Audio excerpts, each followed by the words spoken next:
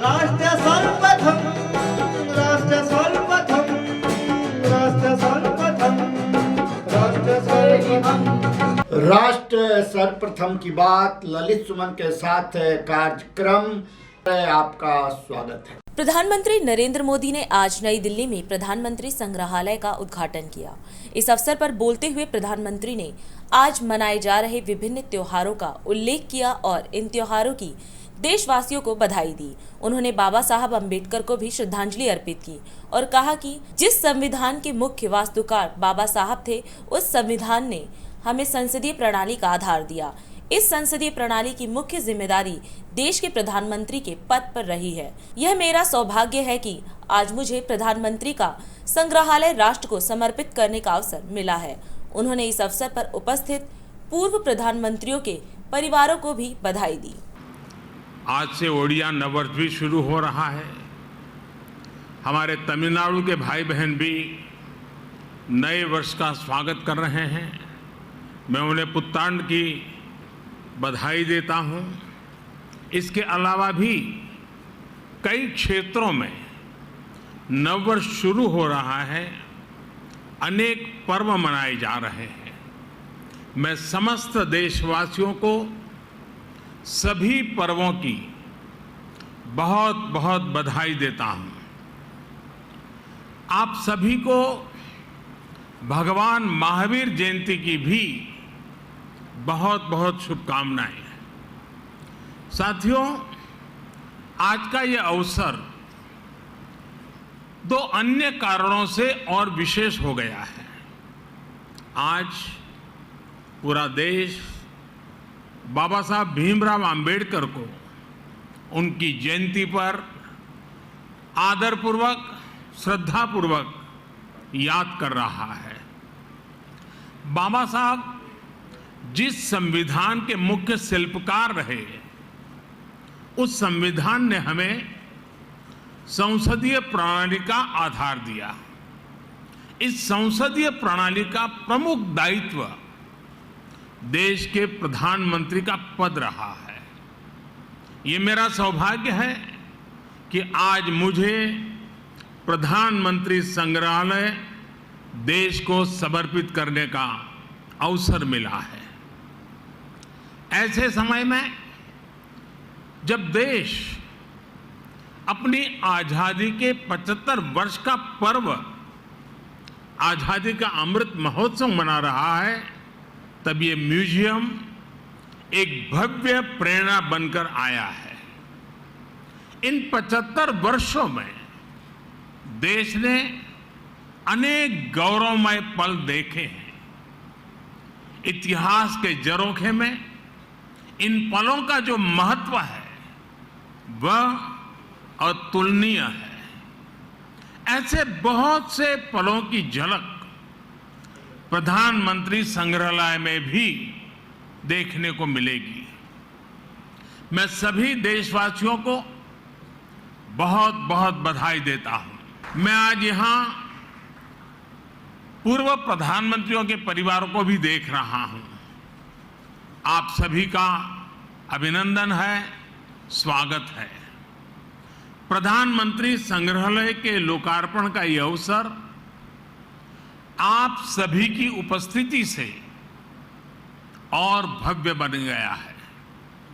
आपकी उपस्थिति ने प्रधानमंत्री संग्रहालय की सार्थकता को, इसकी प्रासंगिकता को और बढ़ा दिया है।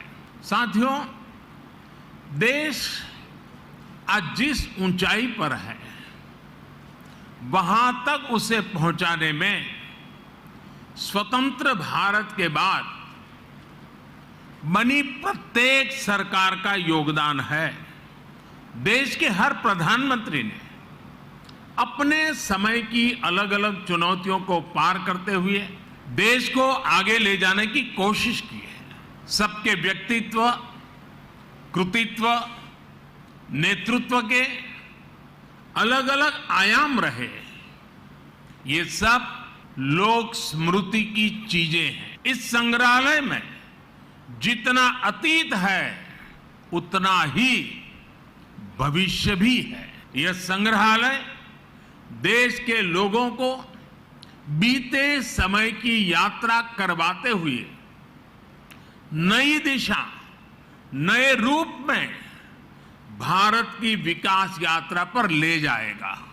इस बिल्डिंग में 40 से अधिक गैलरियां हैं और लगभग 4000 लोगों के एक साथ भ्रमण की व्यवस्था है।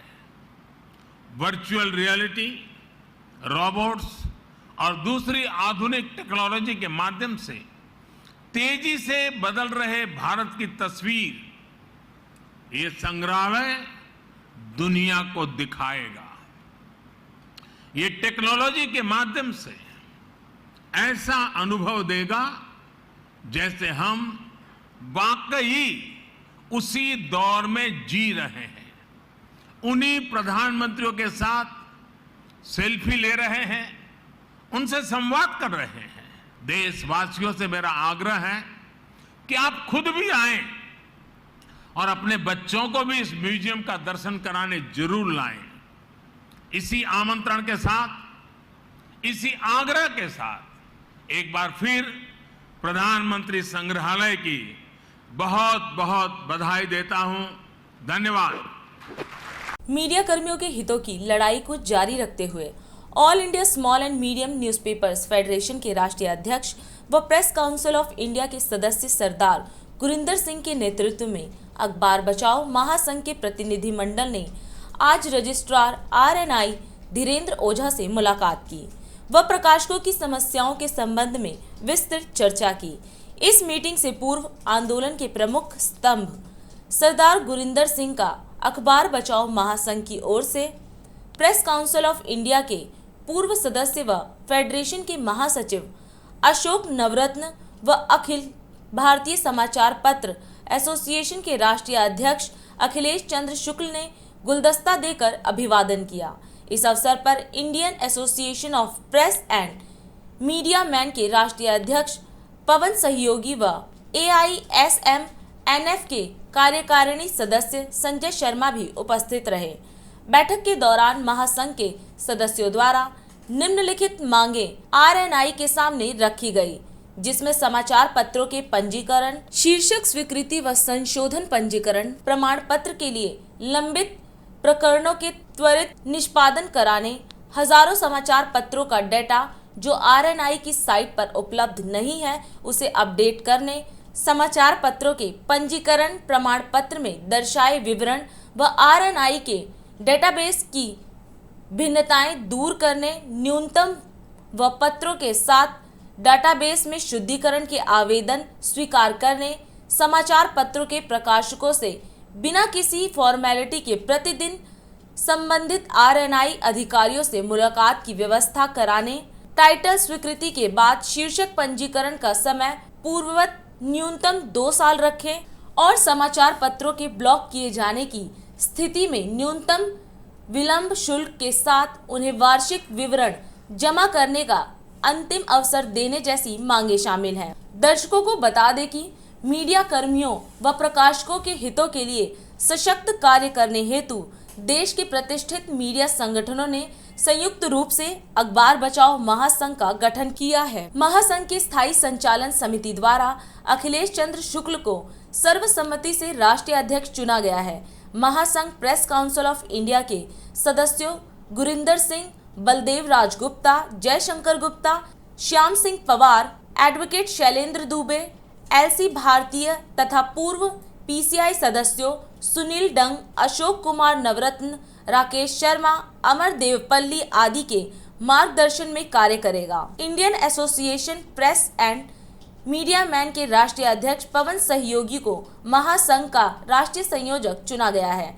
महासंघ के राष्ट्रीय संयोजकों, प्रदेश संयोजकों में सुधीर पांडा, SS Asif, Awadhesh Kumar Singh, Sanjay Sharma, Shiv Sharan Singh Gaharwar, DD Mittal, Malay Banerjee, Lakshman Patel, Arjun Kumar Jain, doctor Anwar Ali Khan, Vishwanath Swami, Shibbu Khan व हरपाल सिंह यादव सम्मिलित हैं।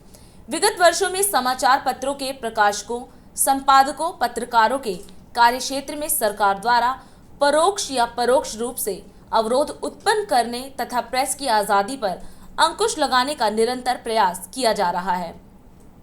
पिछले दिनों पत्रकारों पर हुई एफआईआर व अन्य कार्यवाही चिंताजनक है। ऐसी स्थिति में पत्रकारों, प्रकाशकों के हितों के संरक्षण एवं संवर्धन के लिए देश के प्रतिष्ठित मीडिया संगठनों द्वारा संयुक्त रूप से अखबार बचाओ महासंघ का गठन किया गया है, जो प्रेस काउंसिल ऑफ इंडिया के दर्जन भर सदस्यों, पूर्व सदस्यों व प्रतिष्ठित मीडिया कर्मियों के नेतृत्व में कार्य करेगा। महासंघ सूचना एवं प्रसारण मंत्रालय, आरएनआई, पीआईबी, डीएवीपी व राज्य सरकारों के जनसंपर्क निदेशालयों से वार्ता कर उक्त घटनाओं पर अपना विरोध दर्ज कराने के साथ साथ मीडिया कर्मियों के हितों के लिए विधि सम्मत संघर्ष कर रहा है। और अधिक खबरों के लिए आप हमारे YouTube चैनल दैनिक इंडिया दर्पण को अभी सब्सक्राइब करें और नोटिफिकेशन के लिए बेल आइकन को प्रेस करना ना भूलें। दिल्ली के मुख्यमंत्री अरविंद केजरीवाल ने कहा कि दिल्ली सरकार के स्पेशलाइज्ड स्कूल ऑफ एक्सीलेंस को अब Bhimrao Ambedkar school of specialised excellence के नाम से जाना जाएगा। केजरीवाल ने यह बात भीमराव अंबेडकर जयंती के मौके पर एक स्कूल की शुरुआत के कार्यक्रम के दौरान कही। केजरीवाल ने कहा, बाबा साहब अंबेडकर ने शिक्षा पर सबसे ज्यादा जोर दिया और उन्हें श्रद्धांजलि देने का इससे बेहतरीन तरीका और क्या हो सकता है कि हमारे स्कूलों का नाम उनके नाम पर रखा जाए। स्कूलों का नाम बदलने का फैसला सरकार ने मंगलवार को हुई राज्य नामकरण प्राधिकरण की बैठक के दौरान लिया। आज बाबा साहब का जन्मदिन है और हर वर्ष की तरह हम लोग इसे धूमधाम से मना रहे हैं, लेकिन आज एक स्पेशल हम लोगों ने काम किया कि हमारी दिल्ली के जो सबसे शानदार सरकारी स्कूल हैं, schools of specialised excellence, 30 school हैं। ये 30 के 30 स्कूल अब बाबा साहब अंबेडकर जी के नाम से जाने जाएंगे। उनके नाम से, उनका नाम बदल के आज से होगा doctor BR Ambedkar school of specialised excellence. मैं समझता हूँ कि इससे अच्छी श्रद्धांजलि उनको नहीं दी जा सकती थी और वो जहाँ कहीं भी होंगे, ऊपर आसमान में उनकी आत्मा अगर देख रही होगी तो मैं समझता हूँ कि वो बहुत खुश होंगे, उनकी आत्मा बहुत खुश होगी और हमें खूब आशीर्वाद देगी। बाबा साहब अंबेडकर ने अपने जीवन में सबसे ज़्यादा महत्व शिक्षा को दिया। एक बहुत गरीब घर में पैदा हुए थे। मैं ये उनके जीवन की बातें कई जगह बता चुका, लेकिन मैं फिर भी रिपीट करूँगा क्योंकि ये बहुत प्रेरणा देने वाली बातें हैं। वो एक बहुत गरीब घर में पैदा हुए। घर में खाने को भी रोटी नहीं थी 3 टाइम की। बहुत ज़्यादा छुआछूत थी उन दिनों में। स्कूल में जाते थे तो क्लास के बाहर बिठा दिया जाता था उस जाति के लोगों को। उस बैकग्राउंड से आके वो 1913-14 में कोलंबिया यूनिवर्सिटी PhD करने के लिए गए। मैं कई बार सोचता हूं कि आज के ज़माने में भी, और उसके बाद कोलंबिया यूनिवर्सिटी से PhD करने के बाद उन्होंने लंदन स्कूल ऑफ इकोनॉमिक्स से उन्होंने दूसरी डॉक्टरेट की। 2 डॉक्टरेट विदेशी यूनिवर्सिटीज़ से उन दिनों में की। मैं सोचता हूं आज के ज़माने में भी जब हमारे पास सारे साधन हैं, सब कुछ है, आज के ज़माने में भी लंदन स्कूल ऑफ इकोनॉमिक्स में एडमिशन लेना अपने आप में बहुत बड़ी बात है। और 1913-14 में उन्होंने लंदन स्कूल ऑफ इकोनॉमिक्स में ना केवल एडमिशन लिया, स्कॉलरशिप ली और वहाँ से पढ़ाई करके आए। तो कई बार मैं सोचता हूँ कि पिछले 100 साल में भारत ने जितने 100-150 साल में भारत ने जितने सपूत पैदा किए, सबसे महान उनमें भीमराव अंबेडकर जी थे। उनका सपना था, उन्होंने खुद अच्छी से अच्छी शिक्षा हासिल की और उनका सपना था कि भारत जब आज़ाद होगा तो हमारे देश के बच्चों को, चाहे गरीब का बच्चा हो चाहे अमीर का बच्चा हो, हमारे देश के हर बच्चे को अच्छी से अच्छी शिक्षा मिलनी चाहिए। अच्छी शिक्षा मिलेगी तभी देश तरक्की कर सकता है। लेकिन पिछले 70 साल के अंदर, 75 साल के अंदर आज़ादी के बाद हमारे देश में 2 तरह की शिक्षा प्रणाली शुरू हो गई। एक शिक्षा प्रणाली थी पैसे वालों के लिए और एक शिक्षा प्रणाली थी गरीबों के लिए। गरीबों के बच्चे सरकारी स्कूल में पढ़ते थे, पैसे वालों के बच्चे प्राइवेट स्कूलों में पढ़ते थे। सरकारी स्कूलों को जानबूझ के 75 साल में और खराब कर दिया गया। किसी के पास 2 पैसे भी बेचारा अगर समेट लेता था, बचा लेता था, तो अपने प्राइवेट स्कूल में पढ़ाता था। जब हमारी सरकार बनी, हमारे पास 2 मॉडल थे। कई लोग मुझे आके कहते थे कि आप एक कानून पास कर दो कि आईएएस अफसरों के, मंत्रियों के, नेताओं के बच्चों को सरकारी स्कूल में डलवाया जाए। बोले जी देखो, अगर सारे आईएएस अफसरों के और मंत्रियों के इनके बच्चे सरकारी स्कूल में जाने लगेंगे तो अपने आप ही ठीक हो जाएंगे। मैंने कहा हम ये मॉडल लागू नहीं करेंगे, हम दूसरा मॉडल लागू करेंगे। हम सरकारी स्कूलों को इतना अच्छा बना देंगे कि ये सारे लोग अपने आप अपनी इच्छा से अपने बच्चों को सरकारी स्कूल में भेजना चालू करें। जब हमने ये सोचा था और इस भावना को लागू किया, हमें उम्मीद नहीं थी कि इतनी जल्दी हम ये अचीव कर पाएंगे। 5 साल की सरकार में ही हम अचीव कर पाएंगे। 75 साल तक बाकी ये सारी पार्टियां, सारी सरकारें नहीं कर पाई। हमें लगता था काफ़ी टाइम लगेगा। इस साल 4.25 लाख बच्चों ने अपने नाम प्राइवेट स्कूलों से कटवा के सरकारी स्कूलों में भर्ती करवाया। तो मुझे बेहद खुशी है कि बाबा साहब अम्बेडकर का जो सपना था कि इस देश के गरीब और अमीर बच्चों को एक जैसी अच्छी शिक्षा मिलनी चाहिए, वो सपना अब पूरा हो रहा है। आज बाबा साहब अम्बेडकर को हम श्रद्धांजलि दे रहे हैं कि देश की राजनीति में शिक्षा एक बहुत बड़ा मुद्दा बनता जा रहा है, स्कूल बहुत बड़ा मुद्दा बनता जा रहा है। अब जो नैरेटिव है राजनीति का, वो धीरे धीरे शिक्षा और स्वास्थ्य के ऊपर शिफ्ट हो रहा है। मैं एक बार फिर आज आप सब लोगों को बाबा साहब अम्बेडकर के जन्मदिन के अवसर पे बहुत बहुत बधाई देता हूं, और सभी टीचर्स को मैं बधाई देता हूं, शुक्रिया अदा करता हूं दिल्ली के लोगों की तरफ से कि जितना शानदार आप लोग काम कर रहे हैं, पूरे देश को आप पे गर्व है। Thank you. Bharatiya Janata party के दिल्ली प्रदेश अध्यक्ष आदेश गुप्ता ने दिल्ली के इंदरपुरी इलाके में डॉक्टर भीमराव अंबेडकर की जयंती पर आयोजित एक सम्मेलन को संबोधित किया। इस अवसर पर उन्होंने कहा कि गरीबों और पिछड़ों को न्याय दिलाने का भाजपा सरकार प्रयास कर रही है, जबकि पिछली सरकारों ने दलितों का उपयोग सिर्फ वोट के लिए किया है। इस दौरान उन्होंने केंद्र सरकार द्वारा चलाई जा रही योजनाओं की भी चर्चा की।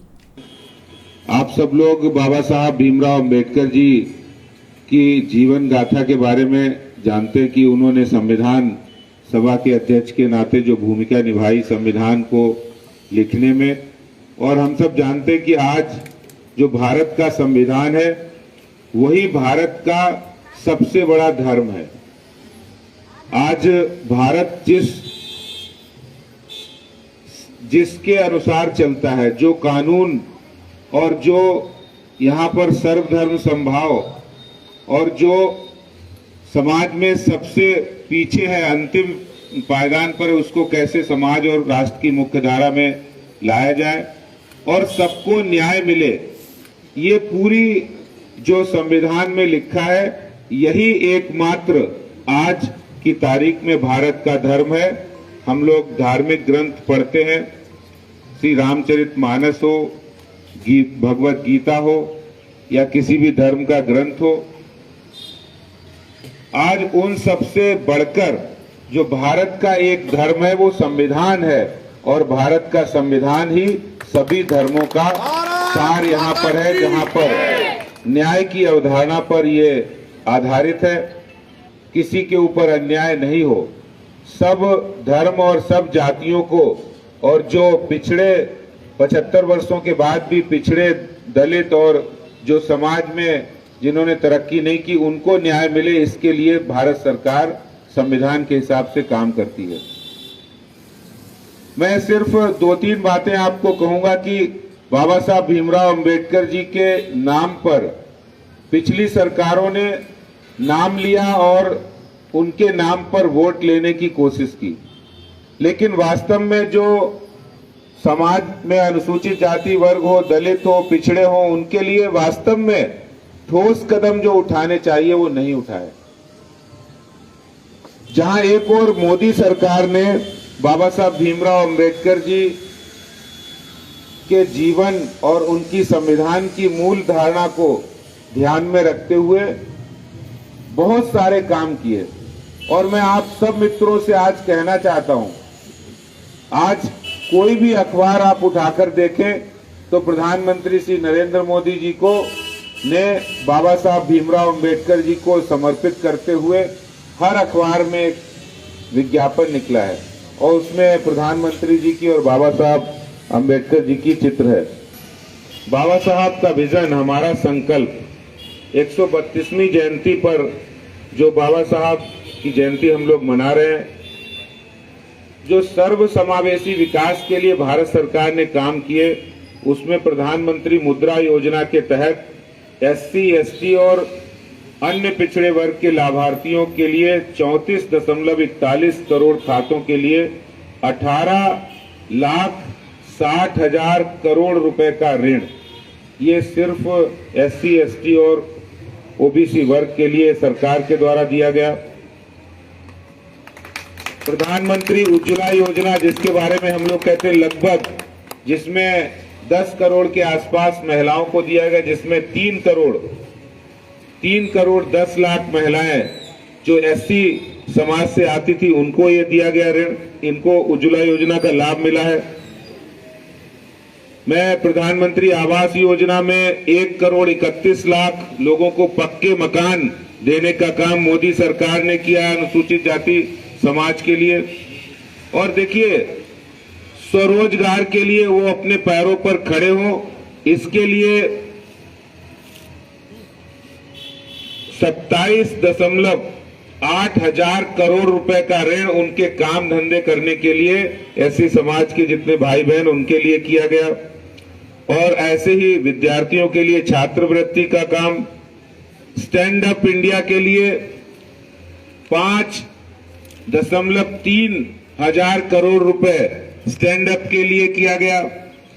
और जितनी भी योजनाएं हैं, बच्चों की हो, उनकी पढ़ाई की हो, उनके रोजगार की हो, अनेकानेक योजनाएं मोदी सरकार ने, इसलिए कि समाज में जो पहले जो सरकारें थी, उन सरकारों ने सिर्फ बाबा साहब भीमराव अंबेडकर जी का नाम लेकर समाज के साथ एक धोखा करने का काम किया, आगे बढ़ाने का काम नहीं किया। आज मोदी सरकार उनको वास्तव में उनको रोजगार मिले, उनको आर्थिक रूप से प्रगति हो, उनको पक्के मकान मिले, उनको गैस कनेक्शन मिले, उनको बिजली कनेक्शन मिले, ये काम की चिंता अगर किसी ने आजादी के बाद पहली सरकार ने की है तो वो प्रधानमंत्री नरेंद्र मोदी जी की सरकार ने की है, भारतीय जनता पार्टी ने की है। 22 वर्षों से प्रकाशित मदर इंडिया पत्रिका, पढ़ते रहे देश दुनिया की खबरों के लिए।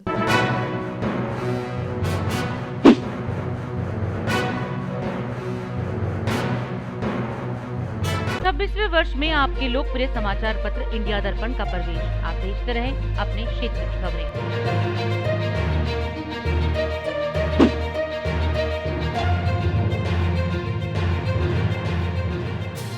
एमसीडी के वार्ड नंबर 20 विकासपुरी में राज सर्वप्रथम टीम ने जनता से बात की। इस इलाके की पार्षद सरिता जिंदल हैं और विधायक महेंद्र यादव हैं। इस अवसर पर जनता ने साफ कहा कि पिछले कुछ समय से सफाई की व्यवस्था में काफी गिरावट देखी गई है। इलाके की नालियों में सफाई नहीं हो रही है।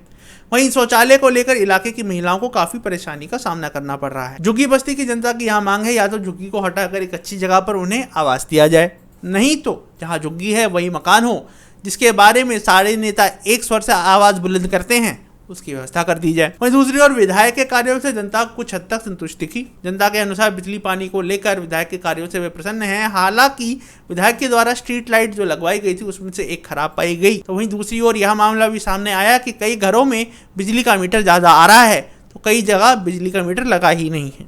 एक मसला राज सर्वप्रथम टीम के सामने यह भी आया कि म्युनिसिपल कॉरपोरेशन को किराया दिया जाने के बावजूद गरीब दुकानदारों की दुकान तोड़ दी गई। इससे भी जनता को काफी नुकसान हुआ। नेताओं को यह समझना होगा कि कोरोना के बाद देश में लोगों के पास काम करने की कमी है और जो लोग पहले से कार्य कर रहे हैं उन्हें प्रोत्साहन दिए जाने की आवश्यकता है। छोटे मोटे दुकानदार, स्वरोजगार वाले व्यक्ति, इन सभी को प्रोत्साहन दिया जाना चाहिए। जनता की कुछ ही मांगे हैं: सफाई, पानी, बिजली, रोटी, तन ढकने के लिए कपड़ा और कार्य करने की जगह।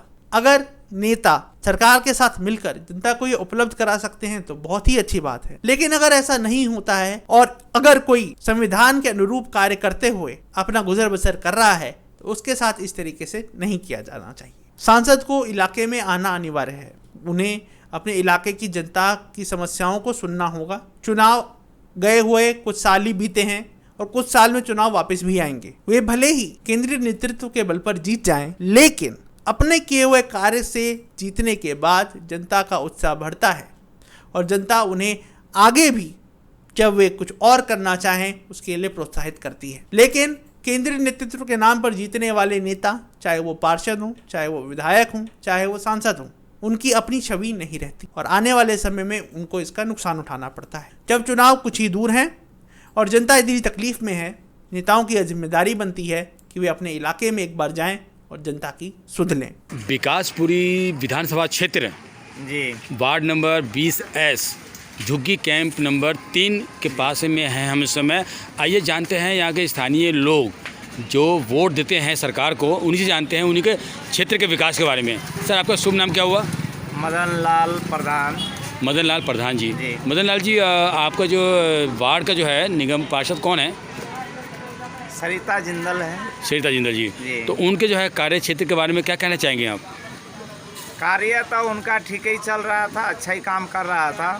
अभी इधर से साफ सफाई जरा नहीं हो रहा है, यही दिक्कत है। पहले से बढ़िया ही। मतलब कितना समय से नहीं हो रहा है? यही महीना 1.5-2 महीने। डेढ़ महीने से नहीं हो रहा है। उससे पहले साफ़ सफाई सब ठीक था? जी, हो रहा था। जी जी। और पार्कों की साफ़ सफाई, नालियों का, टॉयलेट का, इन सब का जो है साफ़ सफाई? टॉयलेट का तो सर बहुत ही बुरा हाल है, गंद है एकदम कि उसमें सफाई नहीं है। लेडीज़ जाने के लिए भी दिक्कत हो जाते हैं। पहले वाला सुलभ शौचालय है टूट फूट गया है, अच्छा नहीं है। जी जी। तो हमने कई बार फ़ोन भी करे हैं, सलम वाले का है। उसके बाद वो बोला हम आते हैं तब मिलेंगे, लेकिन आज तक वो नहीं आए। अच्छा। तो परेशान है। अगर आप देखते हैं शौचालय में अभी आपको दिखा दे तो बहुत अच्छा रहेगा। जी जी जी। और इस प्रकार से हम लोग परेशान रहते हैं। जी। बिजली का बिल आते भी तो ठोक करके आते हैं। जी। सहते संजोग किसी का माफ है, नहीं तो बिजली का बिल पूरे ही आते हैं। विधायक कौन है आपके क्षेत्र का? हमारे यहाँ का विधायक जो है महेंद्र यादव जी है। महेंद्र यादव जी। तो उनके जो विकास के बारे में क्या कहना चाहेंगे? विधानसभा क्षेत्र। जी जी, क्या कहना चाहेंगे विकास के बारे में? महेंद्र यादव भी ठीक है काम करते हैं, लेकिन सही टाइम पे कभी आते हैं। अभी तो उनको पिताजी डेट कर गया है, तो अभी फिलहाल वो नहीं आ रहे हैं। जी जी। सही आशीर्वाद जी हैं, वो कोई विधायक कुछ नहीं है, लेकिन वो झुग्गी झोपड़ी में काम अच्छे ढंग से वो करा रहे हैं। जी। आज की डेट में भी उसी का कर्मचारी आए। जी जी। और वो हम जो कर्मचारी से बात करते थे वो कर्मचारी आज नहीं आए। जी जी। तो आपके क्षेत्र में सांसद कौन है? हमारे यहाँ का क्षेत्र का सांसद है प्रवेश वर्मा जी। हाँ, वर्मा तो, जी हैं। तो कभी दौरा किए आपके क्षेत्र में? कभी काल दौरा करते हैं, गाड़ी पे दौरा करते हैं और चले जाते हैं। चले जाते हैं। चलो ठीक लेकिन है। प्रॉपर आना चाहिए, रहना चाहिए, बात विचार करना चाहिए, वो नहीं।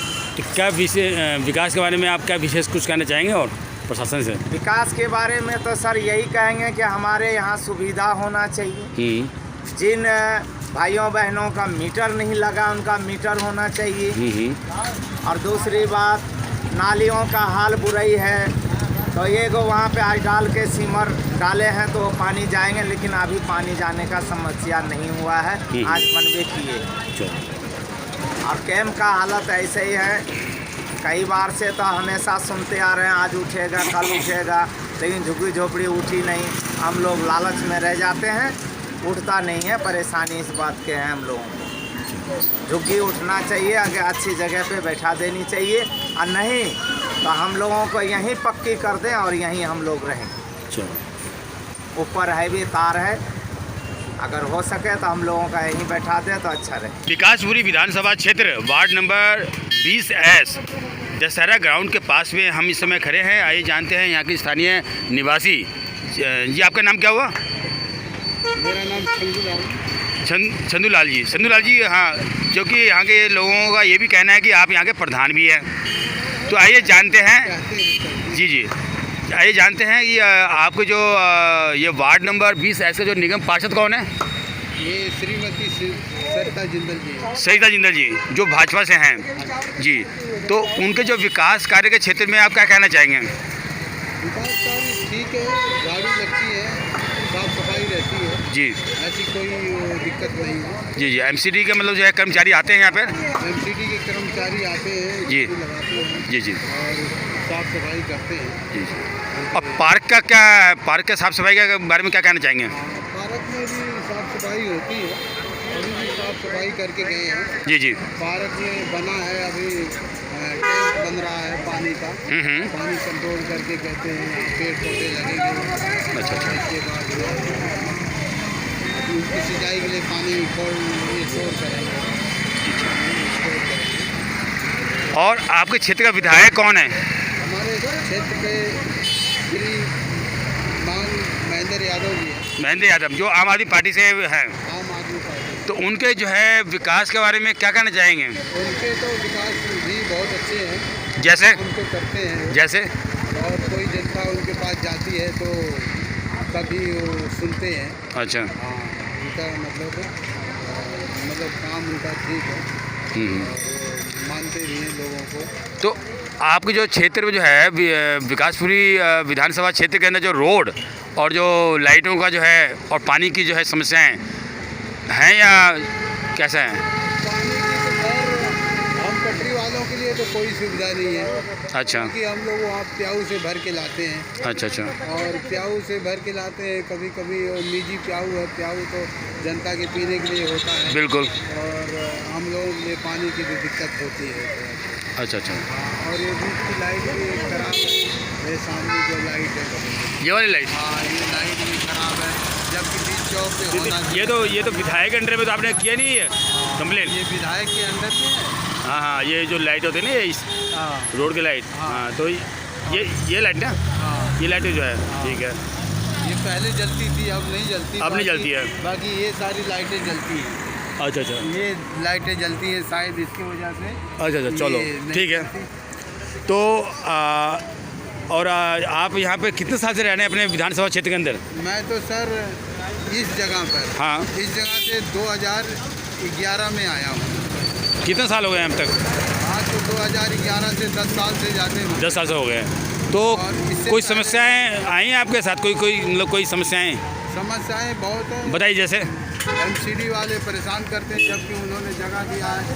हम तहबजारी होल्ड नहीं, एमसीडी ने क्या परेशानी की आपको? हमारी देखो, हम लोग किराया देते हुए हमारी दुकान तोड़ दिया, बिल्कुल सारा सामान उठा के ले गए। अच्छा। एक भी नहीं छोड़ा, यहाँ तक कि फूल की ये बाल्टी और भरे फूल बाल्टी, उसको किसी काम का नहीं। जितने टेबल थे सारे टेबल उठा लेंगे, उसमें पैसे वगैरह भी थे, सब ले गए। हमें तो आपने एफआईआर नहीं करवाया? हमने एफआईआर तक पुलिस में आई थी। अच्छा। और पुलिस ने कहा कि ठीक है थाने में जाओ। हमने वहाँ गए तो एप्लीकेशन बना के तो थाने में रिसीविंग नहीं किया, तो हमने डाक द्वारा भेज दिया था। अच्छा। तो समस्या हो गई? समस्या अभी लगी हुई है। अच्छा, चल रही है, मतलब प्रोसेस में चल रही है? नहीं है, अभी कुछ हुआ नहीं है। अच्छा। हाँ, तो मतलब कार्रवाई चल रही है? मतलब हाँ, कार्रवाई उसकी चल रही है। चलो ठीक है। हमें जब जगह दिया, किराया दे रहे हैं, तो हमारे साथ ऐसा क्यों हो? ठीक है। जबकि हमारे पास, हम तो ओरिजिनल तहबजारी होल्डर हैं। देखिए, दिखा दीजिए हमारा ये।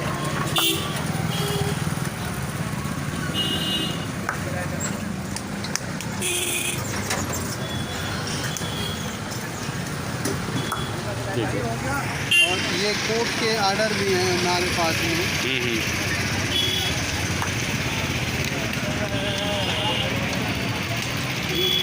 कोर्ट के आर्डर भी थे, हमें बैठने का इजाज़त, फिर भी ये हमारे साथ ऐसा करते हैं।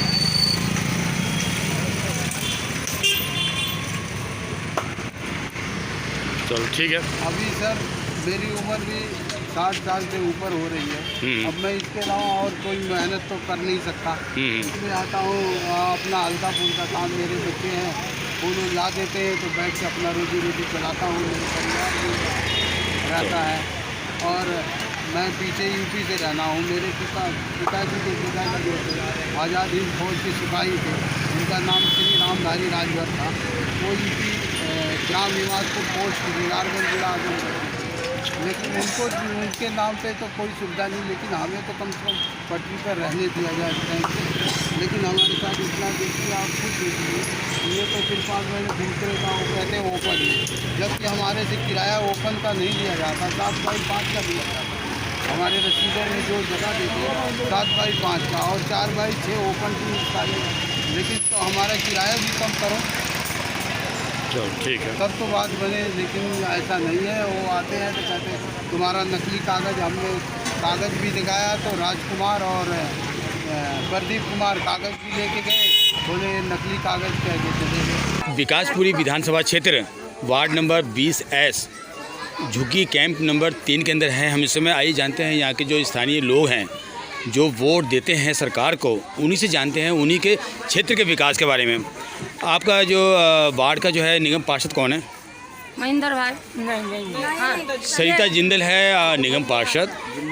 तो उन्होंने आपके क्षेत्र में क्या क्या विकास किया है? कुछ नहीं करा। हमारे क्षेत्र में जब से जीता तब से एक बेर न घूर के देखने आते हैं। जब से वो जीते हैं निगम पार्षद तब से आपके क्षेत्र में कभी दौरा नहीं किए? अच्छा, या उनके तरफ से कोई MCD कर्मचारी आते होंगे साफ़ सफाई के लिए? आते हैं इधर कभी कभी आते हैं। कभी कभी आते हैं तो आकर के साफ़ सफाई करते हैं या फिर आगे चले जाते हैं ऐसे ही? चले जाते हैं, बुला के। मतलब काम नहीं करते हैं? बुला के लाते हैं तो तब काम करते हैं, ना तो नहीं करते। नहीं करते हैं। मतलब ये मान के चलें आपकी तरफ से कि मतलब जो है वो काम नहीं, मतलब न के बराबर है। नहीं। आपके जो विधानसभा क्षेत्र का विधायक कौन है? विधायक हमारे महेंद्र भाई है। महेंद्र भाई है। तो उन्होंने क्या क्या विकास किया है आपके? नाली दिया, पानी दिया, राशन दिया, हर सुविधा देता है। बिजली बिल दिया, बिजली फ्री दिया, हर चीज़ देता। अच्छा, मतलब उनके विकास कार्य के क्षेत्र से आप बहुत संतुष्ट हैं, खुश हैं? बहुत खुश हैं। बहुत खुश हैं। जी जी। आपके क्षेत्र में ये जो सांसद कौन है? परवेश वर्मा जी हैं। वो कभी आए हैं आपके क्षेत्र में? कभी नहीं आए। जानते नहीं? मतलब नहीं जानते, नहीं, हम तो काम कर रहे थे। कोई बात नहीं, कोई बात नहीं। कुछ विशेष कुछ कहना चाहेंगे विकास के बारे में? प्रशासन के क्या कहूँ, नाली जाम है। ठीक है। नाली जाम न है और बाल बच्चा के हमारा गुंडा नहीं तो सब बदमाशी करता है, ये सब हम लोग के होता है, यही सब होता है। बाल बच्चा एकदम बदमाश है।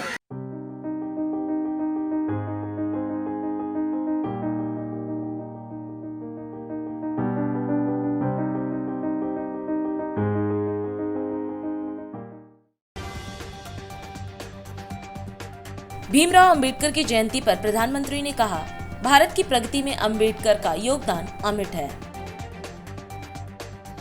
भीमराव अंबेडकर की जयंती पर राहुल गांधी ने दी श्रद्धांजलि। कहा, अंबेडकर ने भारत को सबसे मजबूत स्तंभ दिया। कोरोना वायरस फिर बढ़ा रहा देश की टेंशन, फिर से बढ़ने लगी संक्रमितों की संख्या। दिल्ली के पंजाबी बाग में रेस्टोरेंट में लगी आग, मौके पर दमकल की गाड़ियां मौजूद। आंध्र प्रदेश में केमिकल फैक्ट्री में विस्फोट से 6 की मौत, 13 लोग घायल, मुख्यमंत्री ने दिए जांच के आदेश। ओडिशा में भी लू का प्रकोप जारी, झारसुगुड़ा में तापमान 44 डिग्री सेल्सियस तक पहुंचा। नोएडा में ऑनलाइन पार्किंग बुकिंग 3 महीने तक 10% की छूट। विजय की 20 ने पहले दिन की धमाकेदार कमाए 33 करोड़।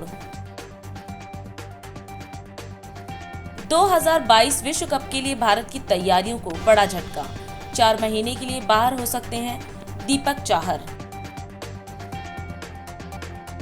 एनसीआर के स्कूलों में कोरोना का कहर, 72 घंटे में 35 छात्र और टीचर्स हुए संक्रमित। राष्ट्र सर्वप्रथम की बात ललित सुमन के साथ कार्यक्रम में हम आज आपसे विदा लेते हैं। राष्ट्र सर्वप्रथम, वंदे मातरम, जाग उठा है भारत। राष्ट्र सर्वप्रथम।